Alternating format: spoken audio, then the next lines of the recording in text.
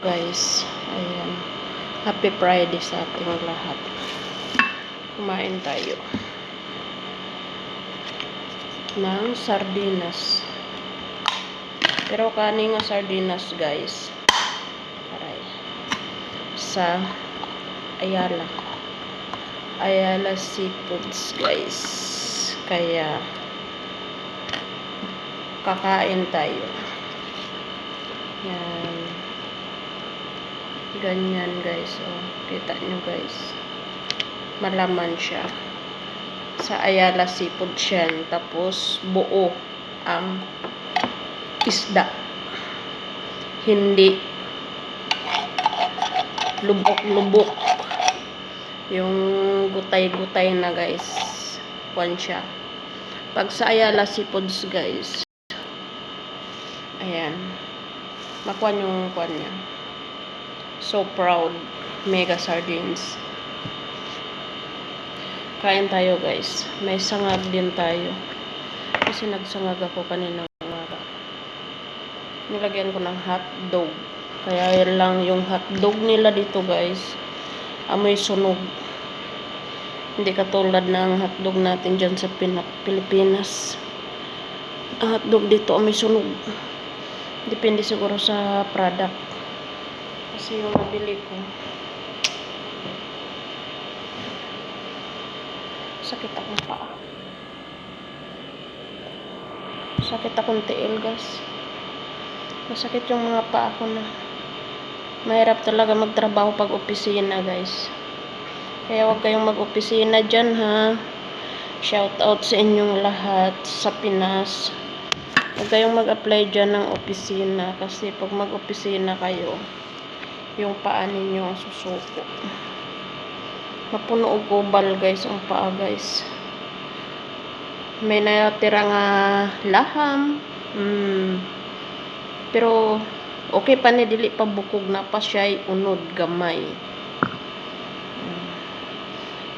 Tiil sa karo. Lami kaayo. Huwag tayong mamimili, guys, ng pagkain.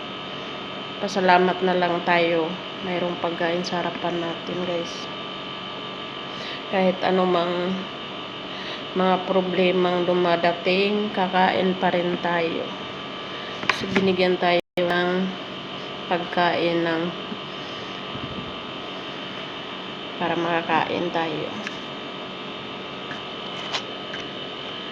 I-bless natin, guys. Kasi sa tulad namin dito sa Middle East, bihira makakain ng katulad ng pagkain ng mga amo. Kaya kahit anong pagsubok, kahit anong problema, hindi ako magpapadala, guys. Kasi yung problema kasama na sa buhay natin. Kahit ano pa ang ibato nila sa akin, basta ako mukaon ko kay para ako akong baog akong liog magtagbo, dili magtagbo ang bukog. Ganun, guys, ha. Kain tayo kahit anong mga pagsubok. Kasi kahit paano, kahit baliktayin ng mundo, walang tao na hindi magka-problema dito. Pero bibigyan tayo ng problema sa itaas, sa Allah. Bibigyan tayo ng Panginoon ng problema. Kaya natin yan. Ngayon pa hindi ko makaya, guys. Alam niyo, guys, mula noon, sabi ko nga, kung alam nyo lang yung kwento ng buhay ko. Pero alam kong ilan-ilan lang ang nakakaalam, yung mga taga doon sa amin. Yung kwento ng buhay ko, nga maraming mga pagsubok, maraming mga kalbaryo, maraming tinik akong dinadaanan. Pero bawat tinik na aking dinadaanan, pinaglaban ko. Naging kwan ako sa sarili ko. Kahit yun nga ang sabi, hindi ako nag-aral. Hindi ako nakatapos. Kahit high school, kahit elementary, hindi ko tinapos. Hindi ako nag-aral, guys. Pero proud pa rin ako. Kahit hindi ako nakapag-aral, hindi ko ginamit yung pagka-illiterate ko. Hindi ko ginamit yung pagkabobo ko. Ginamit ko yung utak ko, ginamit ko yung puso ko. Paano ako makasurvive sa kahirapan? Ganon. Hindi katulad ng iba dyan, ha? Bato-bato sa langit. Pag matamaan, ay sa inyo na. Ganon lang. Tapos nga kayo ng pag-aaral ninyo. Nakatungtong kayo ng kolehiyo. Nakatungtong kayo ng college. Nakatungtong kayo ng ano yung pinagtatawag nila na naging kuan kayo sa kurso ninyo. Pero saan kayo napunta? Diba? Ganun lang yan. Ako, yun nga, kahit nakapag-asawa ako ng maaga, kung hindi dahil sa mga anak ko, wala din. Ang mga anak ko ang nagbibigay sa akin ng lakas. Paano ako mangibang bansa? Yung first tungtong ko, dating ko dito sa Middle East. Paano ako lumaban? Paano ako tumakas sa mga problema sa Pilipinas para magkaroon ako ng yung freedom, sabi nga ng kuan. Magkaroon ng freedom yung puso mo. Makalaya ka man din sa magulo na mundo na ginagalawan mo. Mas lalo nang iiyak ka sa tuwing yung mga anak mo na nanghihingi na wala kang maibibigay. Mabuti pag ang anak mo isang piraso lang, isa, dalawa, kaya ko lang ikuan yan sa Pilipinas.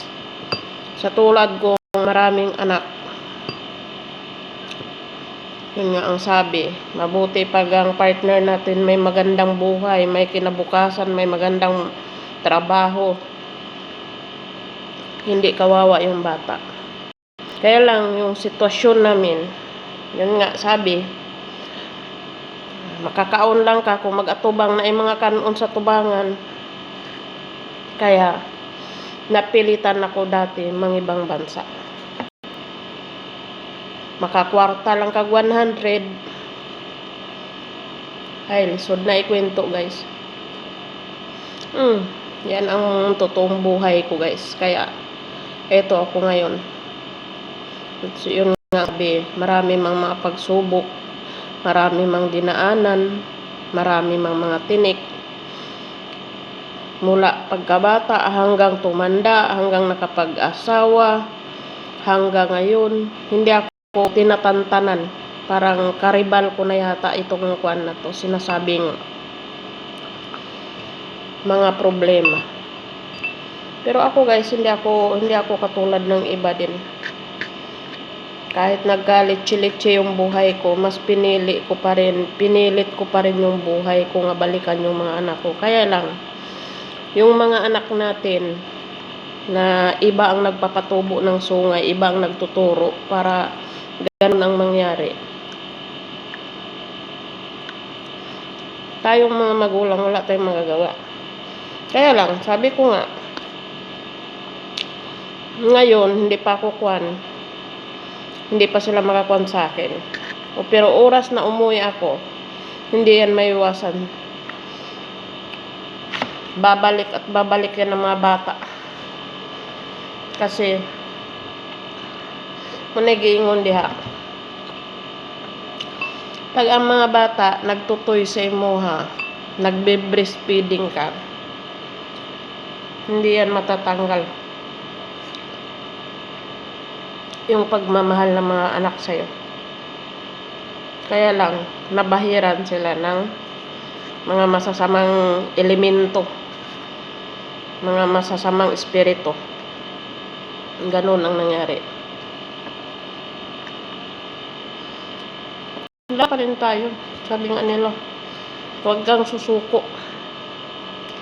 Kahit yung eyebags ko, kahit yung problema ko, bundok-bundok na yung problema ko, hindi ako magpapatalo. Kumakain pa rin ako. Kahit nandito ako sa harap ng pagkain, guys, alam nyo. Nagdadaldal ako, masama to, guys. Na-share ko lang yung problema ko, guys. Kaya, alam nyo, guys, gumagawa ako ng YouTube channel ko, gumagawa ako ng sarili kong channel, gumagawa ako ng TikTok, gumagawa ako ng mga kuan ko. Nagkaroon ako ng problema, may kausap ako. Kausap ko lahat ng mga tao. Kasi kung usapang pamilya guys, walang pamilyang nakaalala sa akin. Pero yun nga ang sabi guys, minsan ang tao, pag punong-puno ka ng problema, walang makaalala sa iyo. Walang makatulong sa iyo, kundi sarili lang natin. Pero pag masagana yung buhay mo, ang daming makaalala sa iyo, ang daming makatulong, makakon sa iyo, makakilala pag masagana yung buhay mo. Pero sa tulad ko, punong-puno ng problema, kahit kadugo mo pa, kahit mga kapatid mo pa, kahit sino pa yan dyan, kilala ka, hindi ka nila kilala. Kasi sabihin nila, nakakahiya naman yung tao na yan, nakakahiya naman ang kapatid na yan, ganito, ganyan. Ganon yan, kasi ganyan ang mga tao sa Pilipinas. Mapanghusga. Akala mo naman na shout out ha. Hindi ko naman lahatin alam, pero karamihan sa Pilipino, yan ang karamihan sa mga Pilipino, mapanghusga. Hindi nila alam ang totoong kwento, hindi nila alam kung ano talaga ang kasaysayan, ano talaga ang mga dahilan bakit.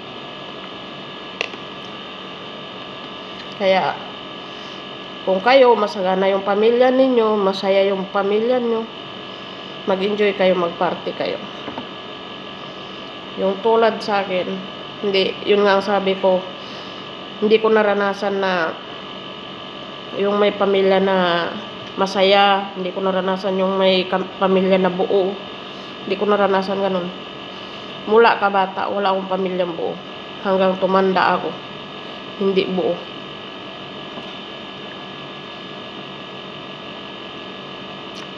Yung bata pa ako hanggang tumanda ako, hindi ko naranasan na may taong may nagpa-birthday sa akin. May nagsabi sa akin na bigyan ka ng cake, sabihin sa'yo happy birthday. Hindi ko naranasan. Hindi ko naranasan sa buong buhay ko yan. Ang mga naranasan ko yung mga pasakit. Nakikita, nakuan ko sa sarili ko.